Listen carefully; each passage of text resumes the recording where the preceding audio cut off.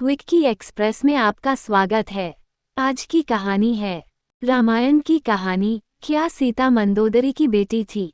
माता सीता के जन्म को लेकर कई कहानियां प्रचलित हैं। कोई कुछ कहानी सुनता है तो कोई कुछ, इसलिए साफ साफ कहना मुश्किल है कि सीता की माता कौन थी। सीता के जन्म से जुड़ी हम ऐसी ही एक प्रचलित कहानी सुना रहे हैं। एक बार लंकापति रावण के तप से खुश होकर भगवान ब्रह्मा उसे वरदान मांगने को कहते हैं। रावण उनसे अमर होने का वरदान मांगता है। ब्रह्मा जी उसे अमर होने के अलावा कोई दूसरा वरदान मांगने को कहते हैं। रावण वरदान में मांगता है कि मुझे सुर, असुर, पिशाच, नाग, किन्नर या अप्सरा कोई भी न मार सके।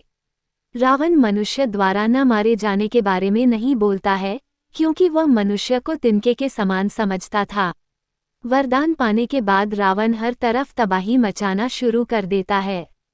एक दिन वह दंडकारण्य नामक जगह पहुंचता है, जहां ऋषि मुनियों का निवास था। रावण को ऋषि मुनियों को मारना उचित नहीं लगा, लेकिन वो उन ऋषि मुनियों के रक्त को एक कमंडल में भरकर साथ ले जाता है।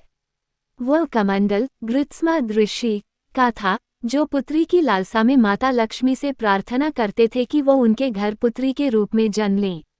इसके लिए गृत्समद ऋषि रोजाना पूजा पाठ के दौरान पवित्र मंत्र पढ़कर दूध की कुछ बूंदें कमंडल में डाला करते थे, जिसमें रावण रक्त भरकर अपने साथ ले गया था।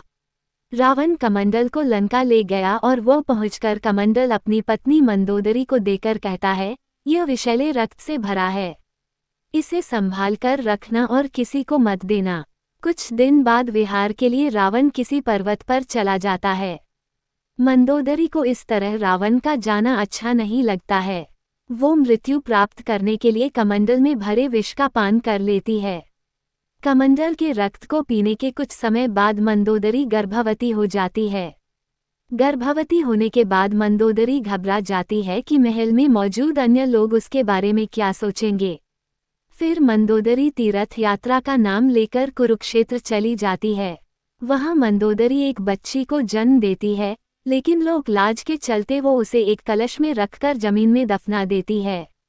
कुछ दिनों बाद राजा जनक भी कुरुक्षेत्र जाते हैं।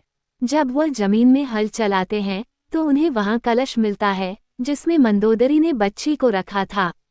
बच्ची को कलश से निकालते ही आसमान से फूलों की वर्षा होने लगती है और साथ में आकाशवाणी भी होती है। आकाशवाणी में राजा जनक द्वारा उस कन्या के लालन पालन की बात कही जाती है। हल के आगे का नुकीला भाग से टकराने की वजह से कलश मिला था, इसलिए राजा जनक ने कन्या का नाम सीता रखा। सुनने के लिए धन्यवाद। मेरा चैनल सब्सक्राइब करें, लाइक और शेयर भी करें। धन्यवाद।